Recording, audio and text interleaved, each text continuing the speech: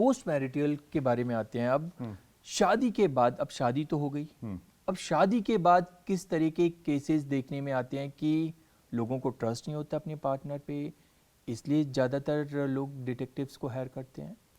I tell you, मैं ये नहीं बोलूँगा लोगों को ट्रस्ट नहीं होता पार्टनर पे इसलिए डिटेक्टिव्स को हायर करते हैं। हाँ, हमारे पास लोग तब आते हैं जब वो खुद हैंडल नहीं कर पाते उस सिचुएशन, जिस सिचुएशन में फंसे होते हैं, ठीक है। विच मीन्स कि हमारे पास हमारा ना एक्सपेंस जो है लॉयर्स के पास, डिटेक्टिव्स के पास, डॉक्टर्स के पास, ठीक है, लोग कहते नहीं जाना चाहिए, नहीं जाना चाहिए, राइट, बिल्कुल, क्योंकि वो सोचते हैं नेगेटिव एक्सपेंस है, ठीक है।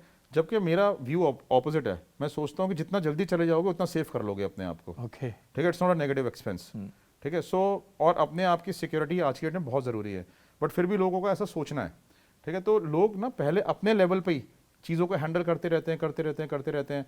जब उनको लगता है कि अब नहीं हैंडल हो पा रहा है, then they seek a professional help, ठीक है। सो क्या होता है कि जब लोग हमारे पास आते हैं तो तभी आते हैं जब वो सर्टेन होते हैं कि हाँ मेरा जो स्पाउस है या पार्टनर है इसका एक्चुअली में अफेयर है, ठीक है। सो जब उनको ये होता है इसलिए नहीं आते कि ट्रस्ट लेवल कम हो गया, इसलिए आते हैं कि सिचुएशन एक्चुअली में एग्जिस्ट करती है, तब वो हमारे पास आ रहे हैं, ठीक है। सो और हमारे पास क्यों आते हैं? हमारे पास आते हैं एविडेंसेस गेन करने के लिए, ताकि वो उन एविडेंसेस को उसके अपने पार्टनर के पेरेंट्स को दिखा सकें, उसको कन्फ्रंट कर सकें, या कल को कोर्ट में प्रोड्यूस करने हैं तो उसको कोर्ट में भी प्रोड्यूस कर सकें as an evidence against the person. तो इसलिए हमारे पास आते हैं। तो और पोस्ट मैट्रिमोनियल में लोग सोचते हैं सिर्फ एक्स्ट्रा मैरिटल अफेयर्स के केसेस होते हैं। पोस्ट मैट्रिमोनियल सिर्फ extra marital affair is only a section of cases. Okay, जो मेन केसेस होते हैं वो होते हैं डिवोर्स रिलेटेड इन्वेस्टिगेशन, जैसे कि एलिमोनी और मेंटेनेंस की इन्वेस्टिगेशन है। एलिमोनी और मेंटेनेंस की इन्वेस्टिगेशन में क्या होता है कि वाइफ को जो है कोर्ट मेंटेनेंस ग्रांट कर दिया from the husband if the husband is earning, ठीक है। But if the female is not is herself earning, then she is not eligible for that maintenance from her husband, ठीक है। Now females क्या है कि वहां पे जाके कोर्ट में ये बोलते हैं कि I am not earning although they are actually working and earning. तो मेल साइड हमारे पास आती है इन्वेस्टिगेशन कराने के लिए कि भाई मेरी जो वाइफ है वो कहीं पे काम करती है बट कोर्ट में डिक्लेयर करती है she is not working, you find out an evidence of the same. Similarly wife की साइड से भी आते हैं कि हस्बैंड को मेंटेनेंस ना देना पड़े, तो हस्बैंड अपनी इनकम को छुपाया तो वो कहता है मैं अर्न नहीं कर रहा हूँ, ओके, ठीक है। तो वो कहते हैं कि हमें इनसे मेंटेनेंस लेना है and he is saying I am not earning, तो अब इसकी एक्चुअली में इसकी इनकम फाइंड आउट कर दो, इसके एसेट्स फाइंड आउट कर दो, ताकि हम इससे एलिमोनी में क्लेम्स कोर्ट के थ्रू रिकवर कर सकें। सो आप ये जो एविडेंस ढूंढते हैं चाहे एलिमनी के लिए या डिवोर्स केसेस में, वो कोर्ट में कितना वैलिडेट हो पाते हैं? 100% उसी के हिसाब से ही तो कलेक्ट किए जाते हैं। अगर कोई हमारे पास आ रहा है तो वो एविडेंस कोर्ट में प्रोड्यूस करने के लिए ही आ रहा है, ठीक है। और अगर हम भी उसी हिसाब का एविडेंस लेकर आते हैं कोर्ट पर्पस के लिए, ताकि वो कोर्ट में वैलिड हो। जैसे कि I give you an example, अगर हमें किसी की इनकम एस्टेब्लिश करने पर्सन इज वर्किंग, ठीक है, सो हम उसका क्या एविडेंस लाएंगे?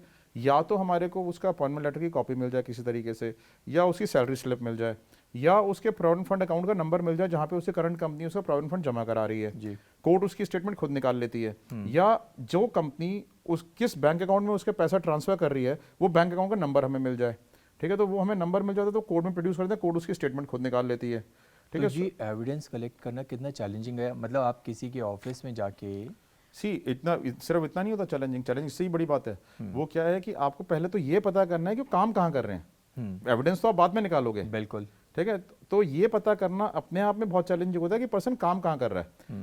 पहले क्या होता था कि आप जो है किसी को फॉलो करते थे, उसकी एक्टिविटीज को वॉच करते थे, तो पता चल जाता आदमी ऑफिस जा रहा है, ठीक है। सो किस ऑफिस में जा रहा है पता कर लेते थे। आफ्टर कोविड जब से वर्क फ्रॉम होम का सिस्टम शुरू हुआ है, लोग आजकल ऑनलाइन काम करते हैं, ऑफिस भी नहीं जाते, तो ऐसे में ज़्यादा चैलेंज होता है, ठीक है। तो फिर हमें अलग अलग तरीकों से इन्वेस्टिगेशन करके पता करना पड़ता है कि where the person is earning, ठीक है। So where the person is employed, फिर उसका एविडेंस निकालना होता है। कई केस में लोग सेल्फ एम्प्लॉयड होते हैं, कहीं पे काम नहीं कर रहे, अपना बुटीक चला रहे हैं, ठीक है, अपनी प्रॉपर्टी एजेंट की शॉप खोली हुई है, ठीक है, या कोई अपनी कोई और शॉप खोली हुई है, कोई बिजनेस में इन्वॉल्व है, सेल्फ एम्प्लॉयड है पर्सन, ठीक है। तो उस केस में हमारे को और पेपर्स पे कुछ नहीं है, तो पेपर्स पे अगर कुछ भी नहीं है, अपने भाई के नाम चला रहा है, अपने फादर के नाम से चला रहा है बिजनेस, लेकिन पेपर पे अपना नाम कहीं पे भी नहीं रखा हुआ कि मेरी कोई भी इनकम है, तो उन केसेस को भी इन्वेस्टिगेट करना पड़ता है। अब लेकिन आदमी गेनफुली एम्प्लॉयड तो है, अब कोर्ट में तो प्रोड्यूस करना है कि वो गेनफुली एम्प्लॉयड है, तो हम क्या करते हैं, हम उसके स्टिंग ऑपरेशंस बनाते हैं while he is dealing in his shop, secret cameras के थ्रू, स्पाई कैमरास के थ्रू बना देते हैं कि हाँ he selling the product, he selling his service, is dealing with the clients, तो इस तरीके से उनके स्टिंग ऑपरेशंस कलेक्ट करते हैं। ओके, फिर चाइल्ड कस्टडी एक बहुत बड़ा मैटर है।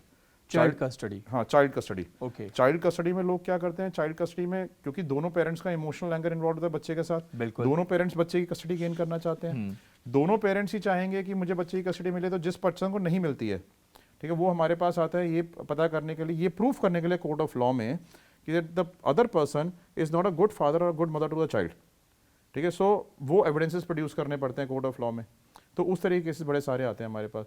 तो it's a array of services, मतलब इतनी सारी सर्विसेज के लिए लोग आते हैं कि हर किसी की डिफरेंट रिक्वायरमेंट है। और आज की डेट में जिस तरीके से हमारी सोसाइटी कॉस्मोपॉलिटन होती जा रही है, उसी तरह डेटेरेट भी होती जा रही है, और उसकी वजह से ना इसकी डिमांड, जो आपका फर्स्ट क्वेश्चन था, इसीलिए प्राइवेट डिटेक्टिव्स की डिमांड बूम हो रही है, बिकॉज एविडेंस लॉयर्स भी कलेक्ट नहीं करते,